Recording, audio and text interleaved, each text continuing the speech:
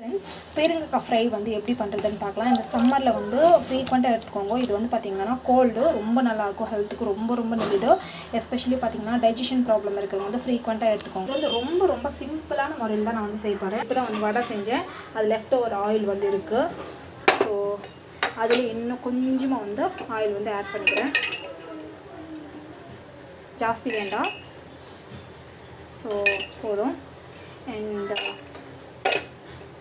இப்போ வந்து பார்த்திங்கன்னா ஆயில் வந்து நல்லா காஞ்சி பிறகு கடுகு, சீரகம், அப்புறமா வந்து கடலைப்பருப்பு கொஞ்சமாக ஆட் பண்ணிக்கலாம். டேஸ்ட் நெக்ஸ்ட் வந்து பார்த்திங்கன்னா ஆனியன் வந்து போட்டுட்டு நல்லா வதங்கட்டும். மேக்ஸிமம் வந்து அந்த கலர் வந்து சேஞ்ச் ஆகிற வரைக்கும் வந்து வதக்கிக்கோங்க. நல்லா வந்து வதங்கட்டும்.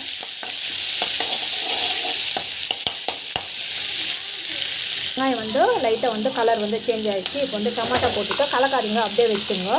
ஸோ தட் இது வந்து நல்லா வந்து பாயில் ஆகும். சில பேர் வந்து வெஜிடபிள்ஸ் எல்லாம் போட்டுட்டு டமாட்டா போடுவாங்க. அப்படி போட்டால் ஒரு மாதிரி பச்சையாக இருக்கும். குழந்தைங்க அதான் ரா டமாட்டா மாதிரி இருக்கும். பசங்க வந்து சாப்பிட மாட்டாங்க. அப்படியே வந்து விட்டுடுங்க. பார்த்தீங்கன்னா சால்ட் வந்து தேவையான அளவுக்கு சால்ட் வந்து போட்டுக்கிறேன். பத்தலைன்னா அப்புறம் கூட போட்டுக்கலாம். ஸோ நல்லா வதங்கிடும்.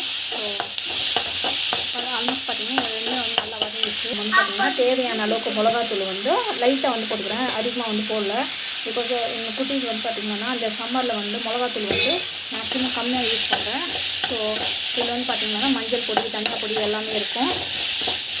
நல்லா வந்து வதங்கட்டும். சூப்பராக இருக்குங்க. இது வந்து ஃப்ரை மாதிரி தான் பண்ண போகிறேன். ஆனால் டேஸ்ட் வந்து நல்லாயிருக்கும். நான் ரைஸ் தான் போட்டு சாப்பிட போகிறேன்.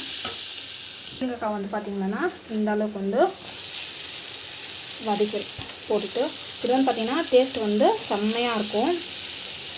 ஸோ இது வந்து பார்த்திங்கன்னா ஜஸ்ட் வந்து இது வதக்கிட்டுக்கோங்க. கொஞ்ச நேரம் வதங்கட்டும். அந்த பச்சை வாசம் போகிற வரைக்கும் நல்லா வதங்கிட்டோம். இது வந்து பார்த்திங்கன்னா கொஞ்ச நேரம் வந்து வேகணும். அப்படியே வந்து தண்ணி நான் இது வரைக்கும் போடல, கொஞ்சம் தண்ணி விட்டுட்டோம். அப்படியே வந்து மூடி வைக்கலாம். அப்புறமா லைட்டாக வந்து தண்ணி போட்டுக்கலாம். நம்ம வந்து பார்த்திங்கன்னா இந்த கரண்டி வந்து பார்க்கலாம். ஸோ நம்ம வந்து பார்த்திங்கன்னா லைட்டாக வந்து தண்ணி விட்டுக்கிட்டோம். ரொம்ப அதிகமாக இல்லை, லைட்டாக வந்து தண்ணி விட்டுக்கிட்டோம். ஸோ இதிலே வந்து பார்த்திங்கன்னா வாட்டர் கண்டென்ட்டாக இருக்கும். சூப்பராக வந்து இப்போ வந்து பார்த்திங்கன்னா நம்ம வந்து தண்ணி வந்து எவ்வளோ தேவையோ அந்த அளவுக்கு தண்ணி விட்டுக்கலாம். ஸோ இந்த ஸ்டேஜில் நம்ம வந்து பார்த்திங்கன்னா தண்ணி வந்து விட்டுடலாம். தண்ணி விட்டுட்டு ஜஸ்ட்டு வந்து சிம்மில் வச்சு வேக வைங்க. டேஸ்ட் வந்து சூப்பராக இருக்கும். இது சப்பாத்திக்கும் நல்லாயிருக்கும், ரைஸ்க்கும் நல்லாயிருக்கும், தோசைக்கும் நல்லாயிருக்கும். சூப்பராக இருக்கும். வீட்டில் ட்ரை பண்ணி பாருங்கள். ஸோ நல்லா வந்து வேகணும். அப்படியே வந்து க்ளோஸ் பண்ணி வச்சிடுறேன். செக் பண்ணி பார்க்கலாம்.